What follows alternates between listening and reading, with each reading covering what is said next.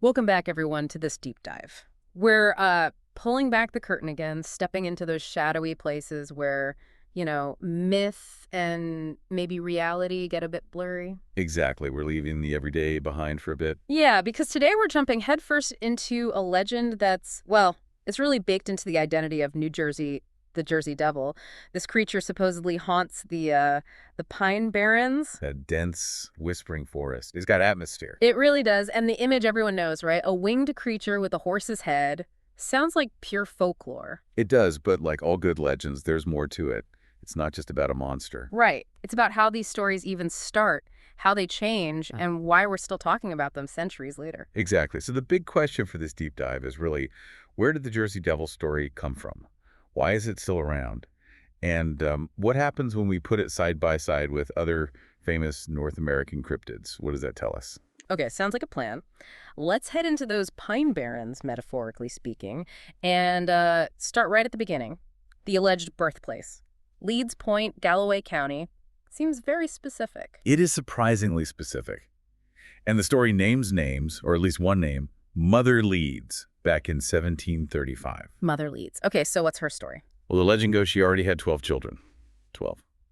And she found herself pregnant again with number 13. Wow, okay, I can see how that might be stressful. Understatement, probably. Yeah. The story claims that in a moment of just utter frustration, she cursed the unborn child. It said something like, let this one not be a child, let this one be a devil. Oof, heavy stuff. A curse born out of desperation. You can see how that would become a story. Definitely. It's dramatic. So when the baby was born, did it like immediately have horns and wings? So the legend gets pretty wild here. Apparently, the birth itself started normally, a baby boy. Okay. But then, very quickly, according to the story, this horrifying transformation started. The baby began to change, growing talons, horns, leathery wings. Yikes. Yeah. The exact details shift a bit depending on who's telling it, but that core idea of a rapid, terrifying change is always there. And this transformed baby, this devil, what did it do then? Just hang out? Not according to the folklore, no. The story gets quite violent. They said the creature attacked its own family. Sometimes it specifies midwives or siblings before making its escape. Escape how? Flew right up the chimney, left behind chaos, destruction, rubble. It's a really potent, unsettling image for an origin story. Up the chimney. Wow. Okay, so that initial monster, the horse head, the wings, has that description stayed the same over the years? Mostly, yes, the horse-like head and wings are the iconic bits that stick. But those very early descriptions, they were even more of a mix-and-match horror show. Oh, like what? Well, you hear about a head like a dog or a horse, definitely horns, a body kind of like a kangaroo's. Kangaroo? Okay. Yeah, broad wings, sure, but also maybe a reptile's tail, hooves, and these like razor-sharp claws. It's almost like a nightmare collage of different animals. Yeah. Definitely sounds like it. Piecing together the scariest parts of everything. And wasn't there a local rhyme you mentioned? Something about the wind? Ah, yes. That's a neat piece of local color. There's this little rhyme connecting the sound of the wind howling through the pines. You know how eerie that can sound? Oh, yeah? The rhyme goes something like, oh, mother Leeds, as if the wind itself is crying out about her and the creature. It's things like that, those little cultural anchors that really help a legend stick around. That makes sense, weaving it into the very environment. Now, digging into the history a bit. The actual Leeds family. Was there anything genuinely unusual about them beyond just having a lot of kids? These rumors about Jane Leeds being a witch, was that common gossip? Well, the large family size itself, 12 kids before the supposed 13th that would have made them stand out in colonial times. It gets people talking. And yes, there definitely were rumors swirling around that Jane Leeds practiced witchcraft. Right, the go-to explanation back then for anything strange. Exactly. Yeah. Belief in witchcraft and the supernatural was pretty widespread, so it created, fertile ground for a story like the Jersey Devil to sprout and grow. And the Pine Barrens itself, was it always seen as this creepy, isolated place? Its reputation has kind of shifted. Some early settlers, maybe focused on farming typical crops, probably saw the sandy soil and thought it was useless, inhospitable. But it wasn't empty. Oh, no, not at all. Historically, it provided valuable resources, timber, charcoal, bog iron. People worked there, but it's vast, it's dense, easy to get lost in, and compared to other parts of Jersey, pretty sparsely populated. So perfect monster territory. Pretty much. That feeling of untamed wilderness, places still not fully mapped or understood, that's often where these legends thrive. That rings true. Now, you mentioned a connection to someone famous, Napoleon's brother, Joseph Bonaparte. That sounds almost like a tall tale itself. It's a very colorful addition to the lore, isn't it? Yeah. So Joseph Bonaparte, Napoleon's older brother, was living near Philly in the early 1800s, waiting for his New Jersey estate to be finished. And the story goes, he was hunting, maybe near Philadelphia, maybe closer to his Bordentown estate. Accounts vary, and he encountered the creature. Took a shot at it. Did he hit it? Apparently not. The story says the devil just sort of looked at him, then flew off. Bonaparte was supposedly startled, but also intrigued, vowing to hunt it down properly. Did he? Nope, never found it. But it adds this little dash of historical celebrity to the myth. Makes it feel more grounded somehow. From local whispers to almost bagging a Bonaparte trophy? Quite a journey for the legend. But then things really exploded in the early 20th century, didn't they? That week of terror. Absolutely. Yep. January 1909. That week is like the key moment in the Jersey Devil story becoming a wider phenomenon. Suddenly, there were sightings reported all over the place. Not just the Pine Barrens. No, Atlantic City, Philadelphia, even places just outside New York City. It wasn't just one or two people. It was a whole wave of reports. Caused quite a stir. I bet the newspapers had a field day. Oh, completely. They splashed it all over the headlines. This widespread coverage definitely fanned the flames, created a sense of excitement, maybe even panic for some. Panic. Oh, enough that the Philadelphia Zoo offered a reward. $10,000 for the capture of the creature, alive. 10 grand back then. That's serious money. It was huge. Shows you how intense the public interest and maybe fear got during that week. But with all those sightings, all that attention during that week, did anyone actually get a good look? Or catch it? No, and that's the classic pattern, really. People would report seeing something, usually matching the basic description, wings, weird head, but then it would just fly away very quickly. Fleeting glimpses, enough to fuel the story, not enough to prove anything. Exactly. Left no real evidence, just more stories, more eyewitness accounts adding to the pile. And these stories keep bubbling up. You mentioned someone more recently who's kind of a local keeper of the flame. Yeah, Paul Evans Peterson Jr. He's interesting, a singer-songwriter, author, lives right there in the Pine Barrens. He's really passionate about the local folklore, especially the devil. What does he do? He organizes these monster hunts, writes books about the creature and Pine Barrens history. He's a real believer and plays a big part in keeping that local tradition alive and visible. Monster hunts. Okay. And you had another specific encounter from the 60s, Jerry Plary. Right, 1964. Yeah. This one sounds pretty intense. Jerry Plary said he was driving back from the shore through the pines, top down in his convertible. Okay, setting the scene. He hears this absolutely blood-curdling scream. Something he said just wasn't human, wasn't normal. Chiller. And then a little later, he sees these two red lights up in the trees. Eyes, he thought. Felt something big moving around in the brush. And then, Bam. this creature flew right out in front of their car, super close. He estimated maybe 6 feet away. 6 feet. Wow. What did he say it looked like? Up close like that. He described it as just, not looking gentle at all. Really emphasized the menacing vibe, those red lights for eyes again and horns. Said it just kind of hovered there for a second, radiating ill will before unfolding these huge wings and taking off into the woods. That sounds genuinely terrifying. Red lights for eyes, horns, definite monster vibes. This was a huge impression on him, understandably. Felt very real, very unnatural to him. And speaking of local traditions, there's that really weird one about the tracks, right? Yeah. Digging them up. Yes. It's fascinating.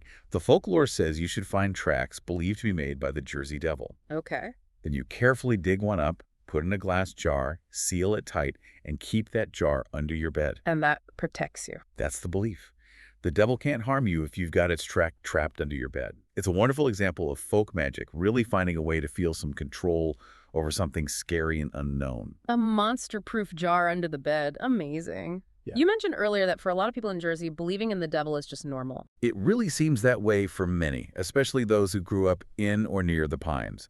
It's not necessarily like they expect to see it every day, but the story is just there. It's part of the landscape, part of the local identity, passed down through families. It's just the Jersey Devil. Like knowing about the local sports team or a historical landmark, it's just woven in. Okay, let's zoom out a bit.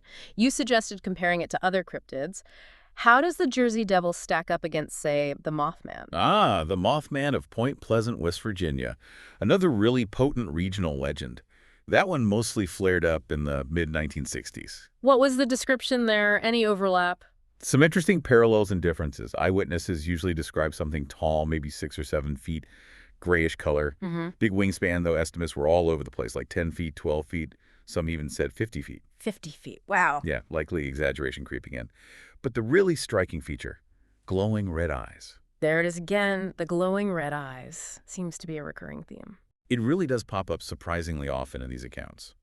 With Mothman, some people said it looked like a giant moth, maybe because it didn't seem to have a distinct head. Others just emphasize how incredibly fast it flew. Sounds eerie. Did it impact the town? Oh, hugely. There was genuine fear in Point Pleasant. People kept kids inside. Some witnesses apparently had nervous breakdowns, really serious psychological effects from what they claimed they saw. It wasn't just a curiosity, it was terrifying for many. That sounds much more intense than maybe some Jersey Devil encounters. Were there other weird things happening around the Mothman sightings? Yes, that's another layer to Mothman. The sightings often coincided with reports of strange lights in the sky. UFOs, basically, and these really bizarre encounters with so-called men in black. Men in Black. Like the movie. Sort of the inspiration for it, yeah. These mysterious figures, dressed in black suits, allegedly showed up and intimidated witnesses, telling them not to talk about what they'd seen. Added this whole conspiracy, paranoid vibe to it all. UFOs, Men in Black. That definitely pushes it beyond just a weird bird story. And isn't there a tragic connection to the Silver Bridge? Sadly, yes. In December 1967, the Silver Bridge connecting Point Pleasant to Ohio collapsed suddenly. 46 people died. It was a horrific disaster. And people linked it to Mothman. Some did, yeah. Mm-hmm. They saw the Mothman appearances in the preceding months as a kind of warning, an omen of the disaster to come. Whether you believe that or not, the collapse cemented the Mothman's place in the town's history and folklore in this really tragic way. Heartbreaking. How local legend gets tangled up with real grief. Okay, let's shift gears again. Another one, you mentioned the Hodag from Wisconsin. That name alone sounds unique. Oh, the Hodag of Rhinelander, Wisconsin. It's a classic piece of lumberjack folklore, really. And the description is just wonderfully bizarre. Lay it on me. How bizarre are we talking? Okay, get this. Head of a frog. Face like a grinning elephant. Thick, stumpy legs with razor claws. Horns like a dinosaur's down its back. Mm-hmm. And a long tail. Tipped with spears. A frog-headed, elephant grinning, spear-tailed. What color is it? Usually described as black or sometimes green, it's a real Frankenstein's monster of scary bits. Utterly fantastical. You're not kidding. That's memorable. And wasn't there a story about someone actually catching one? The most famous Hodag tale involves a local character, a timber cruiser named Gene Shepard back in the late 1800s. He claimed he tracked a Hodag to its lair. Hey. And he supposedly subdued it using, wait for it, a long pole with a chloroform-soaked sponge on the end. Knocked it out and dragged it back to town. Chloroforming a Hodag. Right. Did he put it on display? Allegedly, yes. He exhibited this captured Hodag at county fairs for a while. Mary made some money off it. There's even a very famous, very fuzzy photograph purporting to show the creature, though its authenticity is, let's say, highly debatable. Sounds like classic P.T. Barnum-style showmanship. Has anyone claimed to see a Hodag more recently? Or did it die out with Gene Shepard? Nope. The Hodag lives on. In a way. There are still occasional alleged sightings. Even a former mayor of Rhinelander, Jerry Scheidel, described an encounter involving a terrible smell, glowing green eyes this time, a flaring red nose, and huge claws. Glowing eyes again. Green this time, though. But the Hodag story took a different turn, didn't it? It became respectable. It really did. It's had this amazing image makeover.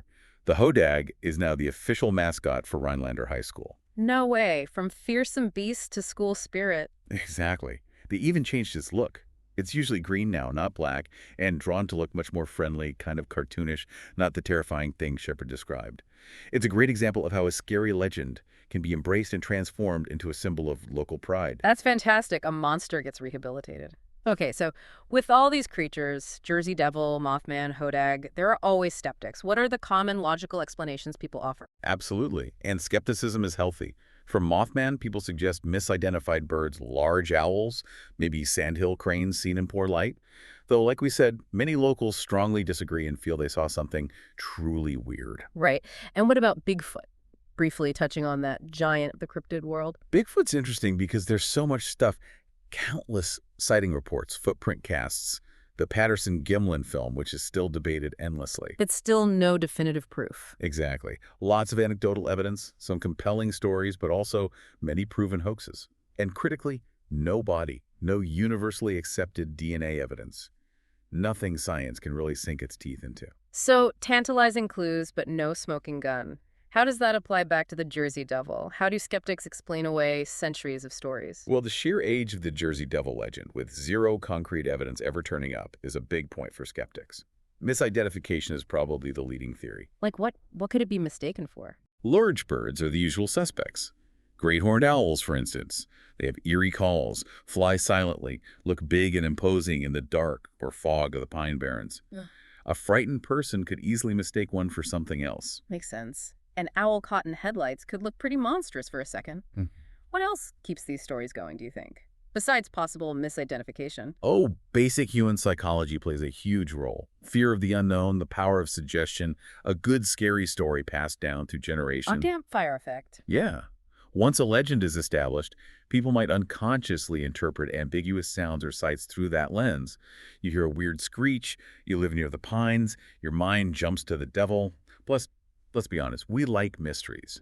We're drawn to the unexplained. It makes the world feel less predictable, maybe more exciting. And these legends, even if they aren't biologically real, they still have a real impact, right, on the towns and regions. Definitely. They become part of the cultural identity and often the economy. Think about Mothman festivals, Jersey Devil t-shirts, Hodarg statues. They drive tourism. People come from all over hoping for a glimpse or just to soak up the local lore. So the legend itself becomes a real, tangible thing in the community. Precisely. It supports businesses, inspires art, gives a place a unique character.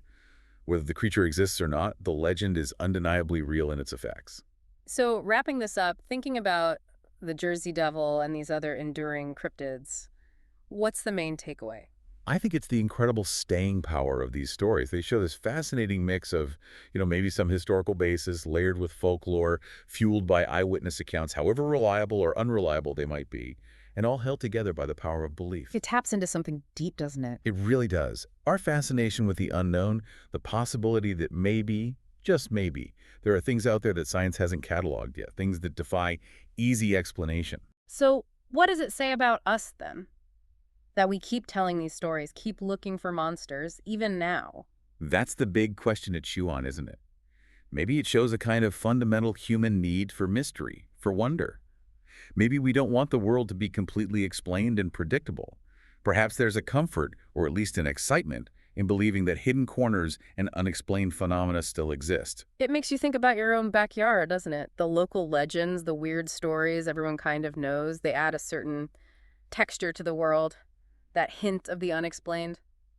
Well, this has been fascinating, really digging into the Jersey Devil's long, strange history. It's a classic for a reason. Always a pleasure to explore these enduring mysteries.